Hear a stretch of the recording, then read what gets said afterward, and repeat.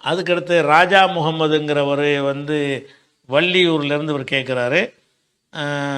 வள்ளியூர்னா உளுந்தூர்பேட்டையில் உள்ள வள்ளியூராம், உளுந்தூர்பேட்டைன்னு வர போட்டிருக்கார். சரி, ஆயிஷாமா என்ற ஆட்டுப்பண்ணை, ஒரு ஆட்டுப்பண்ணைக்கு பேர் ஆயிஷாமா. ஆயிஷாமா ஆட்டுப்பண்ணையில் குர்பானிக்காக ஆடு வளர்த்து வருகிறார்கள். 10 மாதத்துக்கு முன்பாக ஒரு 9,000 ரூபாய் கட்டிவிட்டால் பக்ரீத்துக்கு ஆடு கொடுக்குறார்கள். ஹஜ்ஜி பெருநாளைக்கு உங்களுக்கு ஆடு வேணும்னு சொன்னால், நோம்பு ஹஜ்ஜி பெருநாள் முடிஞ்சோன்னு 10 மாதம்னு என்னது, துல் ஹஜ்ஜி முஹர்ரம் சஃபர் மாதத்தில் கொடுத்தீங்கன்னு சொன்னால் அடுத்து ஹஜ்ஜி பெருநாள் வரும்போது 10 மாதம் ஆயிரும். 10 மாதத்துக்கு முன்னாடி நீங்கள் உங்கள்கிட்ட பணம் கேட்குறாங்களாம். எவ்வளோ கேட்குறாங்கன்னா 9,000 கொடுங்க கேட்குறாங்களாம். 9,000 கொடுத்தீங்கன்னு சொன்னால் 10 மாதம் கழித்து ஹஜ்ஜி பெருநாள் வரும் பொழுது உங்களுக்கு ஒரு 30 கிலோ உழவுக்கு உத்தேசமாக ஒரு ஆடு தருவாங்க. அதுக்கு மேலே 4-5 கிலோ வந்தாலும் அது காசெல்லாம் கூட கேட்க மாட்டாங்க. இந்த மாதிரி பணத்தை கட்டி நீங்கள் ஆடு வாங்கிக்கிடலாம். அன்னைக்கு வாங்கினீங்கன்னு சொன்னால், ஹஜ்ஜி பெருநாள் அன்னைக்கு வாங்கினீங்கன்னு சொன்னால் அது விலை வந்து 25 ரூபா, 30,000 ரூபா, 40,000 ரூபா வரும். ஆனால் நீங்கள் வந்து 10 மாதத்துக்கு முன்னாடியே கொடுத்துட்டீங்கன்னா 9,000 ரூபா கட்டிட்டீங்கன்னு சொன்னால், நீங்கள் 9,000 ரூபாய்க்கு நாங்கள் என்ன செய்வோம்னா ஆட்டுக்குட்டியை வச்சு நாங்கள் வளர்த்து உங்களுக்கு தருகிறோம் அப்படின்னு சொல்கிறாங்க. இது வந்து சரியா அப்படின்னு கேட்குறாரு. இதை பொறுத்த வரைக்கும் என்னன்னு கேட்டால், இதில் வந்து 2 விஷயம் இருக்குது. அதாவது உங்களுக்குன்னு ஒரு குட்டியை வாங்கிடுறாங்களா, வாங்கி நாங்கள் வளர்த்து தர்றோன்னு சொல்கிறாங்க. அப்போ குட்டியை வாங்குறது 9,000 ரூபான்னா அது ஓகே தான். குட்டியை வாங்குறது 9,000 ரூபாய்க்கு நீங்கள் வாங்கி கொடுத்தீங்கன்னு சொன்னால் அதை வளர்த்து உங்களுக்கு பெருசாக தரணும்னு சொல்கிறாங்கல்ல, அப்படி இருக்கும் என்று சொன்னால் உங்களுக்கு அந்த குட்டியை வந்து உங்களுக்கு உங்கள் குட்டி இதுன்னு சொல்லி காட்டி உங்களுக்கு ஒரு ஆட்டை வாங்கி தரணும். தந்து விட்டு அதை வளர்க்குறாங்கல்ல, வளர்ப்பதற்காக வேண்டி ஒரு கட்டணம் உங்கள்கிட்ட வந்து வசூலிக்கணும். அப்படி இருந்தால் தான் அது ஹலாலாகும். இவங்க என்ன செய்கிறாங்கன்னு கேட்டால், முன்பணமாக 9,000 ரூபா பணத்தை வாங்கிடுறாங்க. வாங்கிவிட்டு நீங்கள் 10 மாதம் கழித்து நாங்கள் என்ன செய்கிறோம், 9,000 ரூபாய்க்கு 30,000 ரூபா பணம் தர்றோங்கிறதுக்கு பதிலாக ஆடு தர்றோன்னு சொல்கிறாங்க. அப்படி தான் அர்த்தம். இப்போ 30,000 ரூபாய் 9,000 ரூபா நீங்கள் கட்டுறீங்க. இன்றைக்கி 9,000 ரூபா கட்டினீங்கன்னா அவன் என்ன செய்வான், அதை போட்டு ரொட்டேஷன் பண்ணி எதாவது செய்வான், அவன் செஞ்சுக்கிடுவான். உங்களுக்கு ஹஜ்ஜி பெருநாள் அன்றைக்கி என்ன செய்வான், ஆடை வளர்த்து தர்றானோ வளர்க்காமல் தர்றானோ ஒரு ஆடை தருவான் உங்களுக்கு.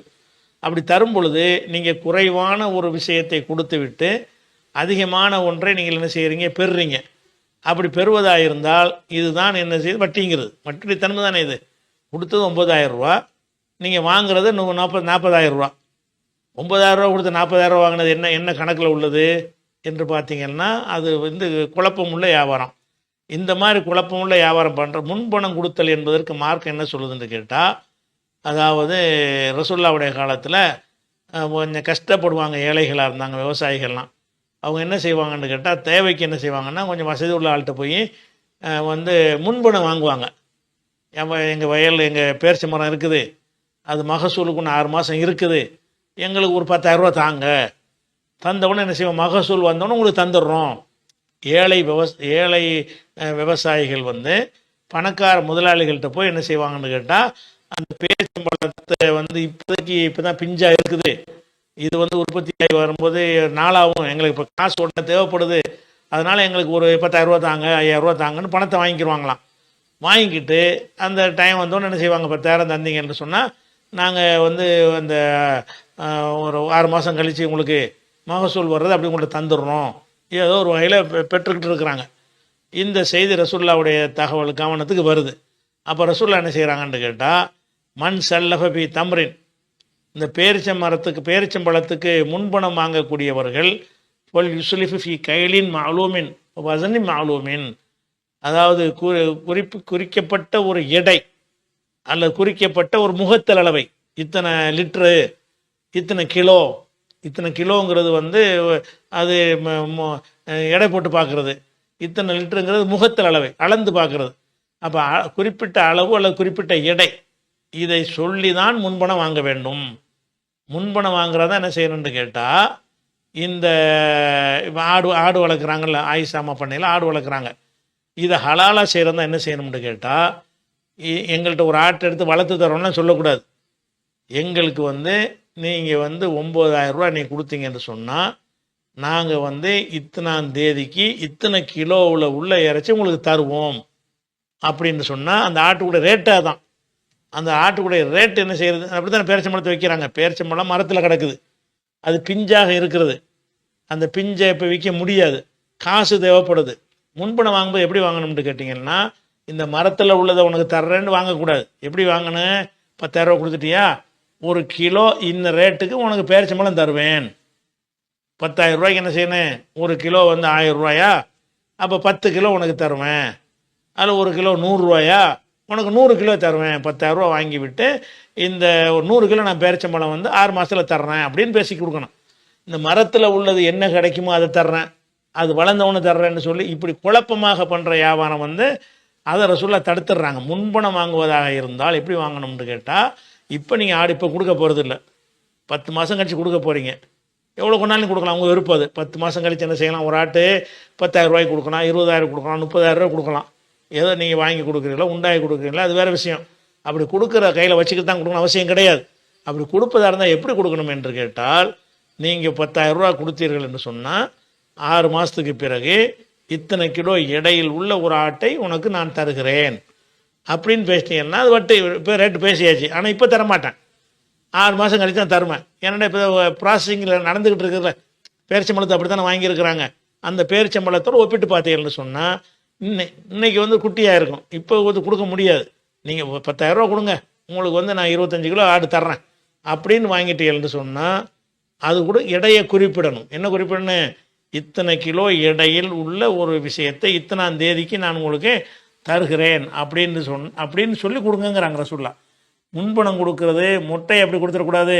இந்த மரத்தில் உள்ளதை நான் தர்றேன், இந்த செடியில் உள்ளதை தர்றேன், இந்த ஆட்டை இந்த பண்ணையில் உள்ள ஆட்டை தர்றேன் அப்படி சொல்லாமல் நீ எத்தனை கிலோவுக்கு முன்பணம் வாங்குற. ஒரு ஆட்டை இந்த ஆட்டை நான் தருவேன்னு சொல்லக்கூடாது. அந்த ஆடை வளரும் செத்து போய் எவ்வளோ விஷயமா இருக்கேன். நீ வந்து முன்பணம் வாங்குவது வந்து குறிப்பிட்ட அளவு குறிப்பிட்ட எடையை சொல்லி தான் வாங்கணும்ட்டாங்க. இது புகாரில் 2239வது ஹதீஸில் இருக்கிறது. அதே மாதிரி என்ன இருக்குன்னு கேட்டால், 1 வருஷம் 2 வருஷத்துக்குலாம் வாங்குவாங்களாம் முன்பணம். அதாவது இப்போ நீங்கள் 10,000 ரூபா கொடுத்தீங்கன்னா 2 வருஷம் கழித்து நான் 10,000 ரூபாய் தருவேன். எப்படி தருவேன்? 2 வருஷம் கழித்து நான் பேரிச்சம்பழம் தருவேன். என்ன மாதிரி தருவேன்? இத்தனை கிலோ தருவேன், இத்தனை படி தருவேன், இத்தனை லிட்டரு தருவேன், ஏதோ ஒன்று இந்த அளவோ அந்த அளவோ கொடுத்து என்ன செய்யணும் அப்படி வாங்கிக்கலான் இருக்குது. அப்படி 2 வருஷம் 3 வருஷம் இருந்து வாங்கி கொண்டு இருக்கும்போது ரசூலுல்லாஹ் சொல்கிறாங்க, மன் அஸ்லஃப ஃபீ ஷைஇன், எந்த ஒரு பொருளுக்கு முன்பணம் வாங்கினாலும் ஃபஃபி கைலி மாலூமின், அறியப்பட்ட ஒரு அளவு முகத்தல் அளவை, வசனி மாலூமின், அறியப்பட்ட ஒரு எடை இத்தனை கிலோ என்றது, இல்லை அஜலி மாலூமின், அறியப்பட்ட காலக்கெடு. இன்னைக்கு நீ 10,000 ரூபா கொடுத்து என்று சொன்னால் கரெக்டாக 50வது நாளில் 60வது நாளில் அல்லது 90வது நாளில் என்ன செய்யணும்? அந்த டைம் ஃபிக்ஸ் பண்ணணும். ஒன்று அதில் என்ன கொடுப்பேங்கிற ஃபிக்ஸ் பண்ணணும். எப்படி பண்ணணும்? நீ இப்போ கொடுத்த ரூபாய்க்கு வந்து உனக்கு என்ன தருவேன்? நான் வந்து உனக்கு அரிசி தருவேன். இப்போ எனக்கு 1000 ரூபா கொடுத்தாயானால் 1 வருஷம் கழித்து நான் அரிசி தருவேன். என்ன ரேட்டுக்கு தருவேன்? கிலோ 30 ரூபாய்க்கு தருவேன். கிலோ 30 ரூபா கணக்கு உனக்கு அரிசி 1000 ரூபாய்க்கு நான் தருவேன்னு சொல்லிட்டீங்கன்னு வைங்க, அப்படி ஒப்பந்தம் பண்ணிக்கிறலாம்.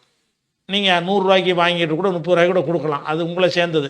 நீங்கள் உங்கள்ட்ட அரிசி இல்லாமல் இருந்து கூட வாங்கலாம், அது உங்களை சேர்ந்தது. ஆனால் எப்படி கொடுக்கணுது? காலத்தை குறிப்பிடணும், எடையை குறிப்பிடணும்.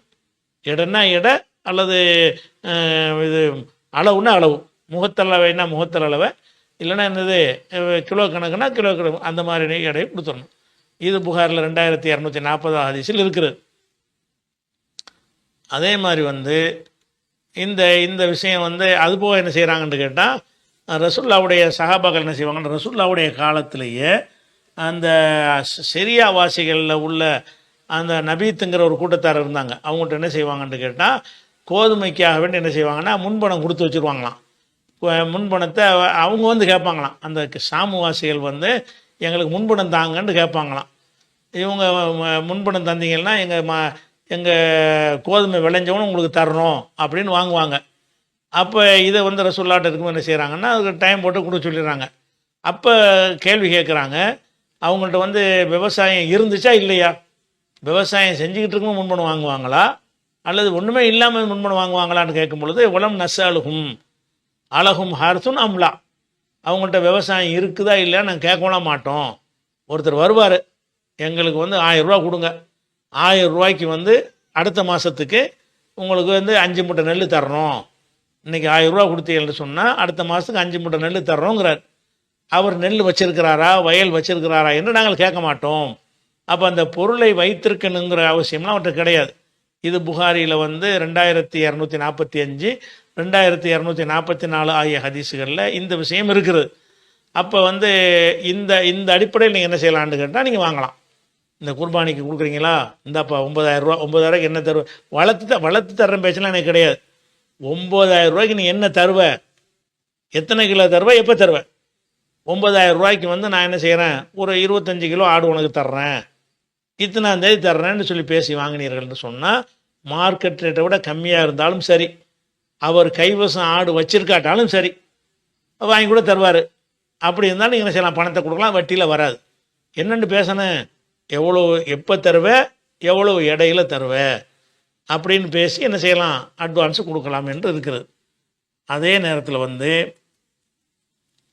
இன்னொன்று இருக்குது. என்னென்னு கேட்டால், உதாரணமாக வந்து ரசூலுல்லாஹ்வுடைய காலத்தில் என்ன செய்வாங்க, உயிரினங்களை வந்து என்ன செய்வாங்கன்னு கேட்டால், ஒரு ஒரு ஒட்டகத்தை காட்டுவாங்களாம். இந்த ஒட்டகம் இருக்குல்ல, இந்த ஒட்டகம் வந்து இப்போ வந்து கற்பமாக இருக்குது, இந்த ஒட்டகம் குட்டி போடும்ல, அந்த குட்டி போட்ட ஒட்டகம் பெருசாகும்ல, அப்போ உனக்கு தர்றேன் அப்படின்னு சொல்லி விற்றாருன்னா கூடாது. அது குட்டி போடுமா, குட்டி போடாதா, ஆண் குட்டியை போடுமா, பெண் குட்டியை போடாதா, அது பொழைக்குமா அது எங்களுக்கு தேவை, அதையும் பேசுகிற, அப்படி பேச முடியாது. அப்போ ரசூலுல்லாஹ் என்ன செய்கிறாங்கன்னு கேட்டால், ஒரு ஒட்டகத்தை காட்டி இதன் குட்டியை நான் தருகிறேன்னு என்ன செய்ய முடியாது, வியாபாரம் பண்ண இயலாது. பண்ணனே, நீ ஒட்டகத்துக்கு குட்டி தான் கொடுக்க போகிறாயா, இருந்தால் என்ன செய்யணும், அந்த குட்டியை நீ மென்ஷன் பண்ணாத, நீ ரூபாயை கொடுத்தீங்கன்னு சொன்னால் உனக்கு வந்து இத்தனை கிலோவுடைய குட்டி உனக்கு தருகிறேன் அப்படின்னு சொல்லணும். முன்ன பின்ன வந்து அவங்க கையிலேருந்து நீ போட்டுக்கணும்.